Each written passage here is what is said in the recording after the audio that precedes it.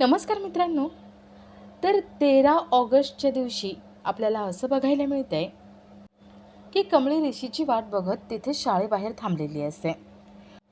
ऋषी कामामध्ये एवढा बिझी होऊन जातो की घड्याळाकडे त्याचं लक्षच नसतं आणि ज्यावेळेस सगळी कामं संपतात त्यावेळेस त्याला कळतं की रात्रीचे 9 वाजलेत.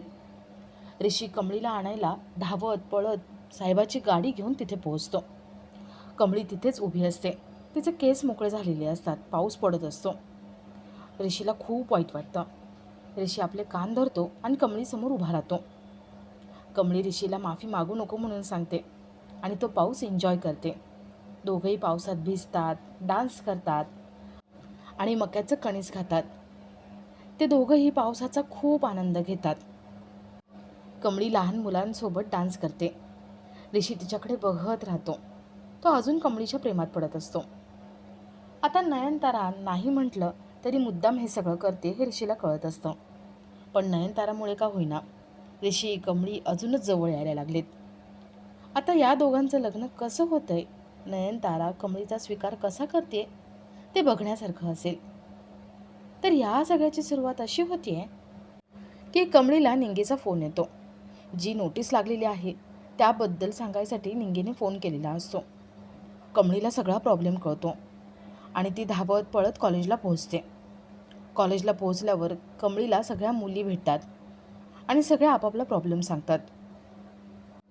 कुणी गावावरून उशिरा आले, कुणाचं ॲडमिशन उशिरा झाले, कुणी बाहेर कुठे गेलं होतं, त्यामुळे त्यांना कॉलेज अटेंड करता आलं नाही आणि त्यामुळे आता 70% हजेरी नाही म्हटल्यावर त्यांना परीक्षेला बसता येणार नाही.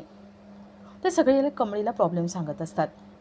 अनिका लांबून हे सगळं बघते आणि ती मनात म्हणते, कमळी टमळी, हे मुद्दाम सगळं तुझ्यासाठी मी केलं होतं, तुला अडकवण्यासाठी. अगं, आता तू या सगळ्यात पुरती अडकली आहेस. तुझी काय प्रेझेंटी नाही आहे, त्यामुळे युनिट टेस्टला तू बसूच शकत नाही आणि त्यामुळे तू फायनलला फेल होऊन जाशील. मग या कॉलेजमधून निघून जाशील. अनिका खुश होऊन कमळीकडे बघत असते. तेवढ्यात तिथे एक मॅडम येतात. कमळी सगळ्या मुली मॅडमकडे जातात आणि आपला प्रॉब्लेम सांगतात. मॅडम म्हणतात, नाही, आता मॅनेजमेंटकडून ऑर्डर आली, त्यामुळे आम्ही काहीही करू शकत नाही. कमळी म्हणते, आणि ही अनिका, हिची हजेरीसुद्धा कमी आहे, तरी पण हिला परीक्षेला बसू देणार का? अनिका म्हणते, कमळी, अगं नियम सगळ्यांसाठी एकसारखे आहेत. मी जरी ट्रस्टीची मुलगी असले ना तरी पण मी माझ्यासाठी सुद्धा हा नियम लागू पडतो. मला सुद्धा परीक्षेला बसू देणार नाही आहेत. कमळी अनिकावर विश्वास ठेवते आणि विचार करते की आता काय करायचं, कुणाशी बोलायचं. तर इथे ऋषी ऑफिसला बसलेला असतो. ऑफिस सुटायची वेळ होते आणि साहेबा ऋषीला आठवण करून देतो कमळीला आणायला जायचे. ऋषी आपला लॅपटॉप बंद करत असतो आणि तेवढ्यात त्याला नयनताराचा फोन येतो. नयनतारा ऋषीला म्हणते, ऋषी, आपले जुने क्लायंट येणार आहेत, तू त्यांना अटेंड कर, मी येतेच तिथे ऑफिसमध्ये. ऋषी ठीक आहे म्हणतो. ऋषी फोन ठेवणार तेवढ्यात तिथे क्लायंट येतात आणि ऋषीला त्यांच्यासाठी तिथे थांबावंच लागतं. तर इथे अनिका सगळ्या विद्यार्थ्यांना म्हणते, हे बघा, माझ्याकडे एक मस्त सोल्युशन आहे. माझ्याकडे एक फॉर्म आहे, आपण तो फॉर्म भरू आणि सगळे मिळून सह्या करू. आपण ते ॲप्लिकेशन प्रिन्सिपल सरांकडे देऊ आणि त्यानंतर ते मॅनेजमेंटकडे जाईलच. मग मॅनेजमेंटला डिसिजन घ्यावाच लागेल, त्यांना ती नोटीस मागे घ्यावीच लागेल. सगळ्यांना अनिकाची आयडिया आवडते. सगळे ऑफिसमध्ये जाऊन तो फॉर्म घेऊन येतात. कमळी म्हणते, निंगे, तू पण तो फॉर्म घेऊन ये. मला नाही वाटत की अनिका सगळ्यांच्या चांगल्याचा आणि भल्याचा विचार करेल. तू फॉर्म घेऊन ये, आपण बघू त्यात काही गडबड आहे का. निंगी तो फॉर्म घेऊन येते. कमळी, निंगी तो फॉर्म चेक करतात, पण त्यामध्ये कमळीला काहीही गडबड वाटत नाही. कमळीला तो फॉर्म जेन्युइन वाटतो आणि कमळी, निंगीसुद्धा तो फॉर्म भरतात आणि सगळेजण अनिकाकडे तो फॉर्म देतात. अनिका कमळीला म्हणते, कमळी, हे बघ, आता झालं आहे ना, सगळ्यांनी फॉर्म भरला आहे, आता फक्त GSची सही हवी आहे, तू याच्यावरती सही करून टाक. कमळी म्हणते, मी GS नाही आहे, मी मागच्या वर्षी GS होते. अनिका म्हणते, अगं, पण जोपर्यंत दुसरा GS येत नाही तोपर्यंत GS म्हणून तूच आहेस. सगळ्यांना वाटतंय ना कमळी GS आहे. सगळे हो म्हणायला लागतात. अनिका म्हणते, कमळी, अगं, तू GS जरी नसलेस ना तरी तुझ्या शब्दाला मान आहे, वजन आहे. त्यामुळे प्लीज याच्यावर सही कर. सगळे कमळीला सही करायला सांगतात. त्यामुळे कमळी त्या फॉर्मवर सही करते आणि अनिकाकडे फॉर्म देते. कमळीला उशीर होत असतो, त्यामुळे ती शाळेत निघून जाते. तर अनिका कमळीची सही केलेला फॉर्म बघते आणि खूप खुश होते.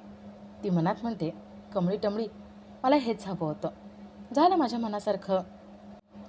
तर येथे अन्नपूर्णाने आपले पिढीजात दागिने पॉलिश करून आणलेले असतात. अन्नपूर्णा सदानंद, राजन यांना ते दागिने दाखवत असते आणि त्याच्या जुन्या आठवणीसुद्धा सांगत असते. अन्नपूर्णा राजनला म्हणते, राजन बघतोयस ना, हे दागिने तुझ्या आजींनी मला दिले होते जेव्हा मी सून म्हणून या घरात आले होते. आणि त्यानंतर मला हे दागिने गौरीला द्यायचे होते, पण गौरी तिला हे दागिने देताच आले नाही. मला खूप वाईट वाटतंय रे. अन्नपूर्णा स्वतःच्या नशिबाला दोष द्यायला लागते, पण कुठेतरी तिच्या मनात आशा असते की कधीतरी गौरी येईल आणि स्वतःच्या हाताने मी हे दागिने तिला देईन. अन्नपूर्णा राजन बोलत असतात आणि रागिनी दाराबाहेर थांबून हे सगळं बघत असते. दागिन्यांसाठी रागिनीचा जीव तळतळ होत असतो. रागिनी चिडचिड करत असते. तेवढ्यात तिथे कामिनी येते.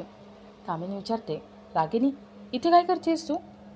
रागिनी म्हणते, बघ आतमध्ये काय चालू आहे ते. कामिनी रागिनी आतमध्ये काय चालू आहे ते सगळं बघतात. राजन अन्नपूर्णाला म्हणतो, आई अगं घरात हे दागिने ठेवणं बरोबर नाही आहे, मला रिस्क वाटते. अन्नपूर्णा म्हणते, मी बँकेत एक मोठं लॉकर घेतलं आहे, हे सगळे दागिने लॉकरमध्ये ठेव. राजन ठीक आहे म्हणतो आणि ते दागिने घेऊन जात असतो. रागिनी कामिनीला म्हणते, आई बघ ना, अगं या दागिन्यांवर माझा हक्क आहे आणि हे दागिने कुठे चाललेत? बँकेत. आई काहीतरी कर, डोकं लाव. अगं मला हवेत हे दागिने. अगं मला नाही मिळाले तर या दागिन्यांचा काय उपयोग आहे? कामिनी थोडा विचार करते आणि म्हणते, रागिनी टेन्शन नको घेऊ, मी बघते, बँकेमध्ये माझी ओळख आहे. अन्नपूर्णाने कुठलं लॉकर घेतलं आहे, त्या लॉकरमध्ये काय काय आहे ना, मी सगळं काढते बाहेर, तू नको टेन्शन घेऊ. तर इथे ऑफिसमध्ये नयनताराने पाठवलेले क्लायंट ऋषीशी बोलून निघून जातात. ऋषी निघणार तेवढ्यात तिथे नयनतारा येते. नयनतारा ऋषीला म्हणते, ऋषी आता ऑनलाईन मीटिंग आहे आणि आपल्याला इथेच बसायचे. ऋषीचा नाईलाज होतो आणि त्याला मीटिंगसाठी नयनतारासोबत तिथेच बसावं लागतं. एका मागोमाग एक मीटिंग चालूच असतात आणि ऋषीला काही उठता येत नाही. रात्रीचे 9 वाजल्यावर नयनतारा दुसऱ्या मीटिंगसाठी निघून जाते आणि ऋषीला घरी जायला सांगते. ऋषी तिथून निघत असतो आणि त्याला कळतं की रात्रीचे 9 वाजलेत. त्याला खूप टेन्शन येतं. त्याला माहिती असतं की कमळी आपली वाट बघत तिथेच थांबली असेल. ऋषी साहेबाच्या गाडीची चावी घेतो आणि कमळीला आणायला तिथून निघतो आणि आपला आजचा हा भाग इथेच संपतो.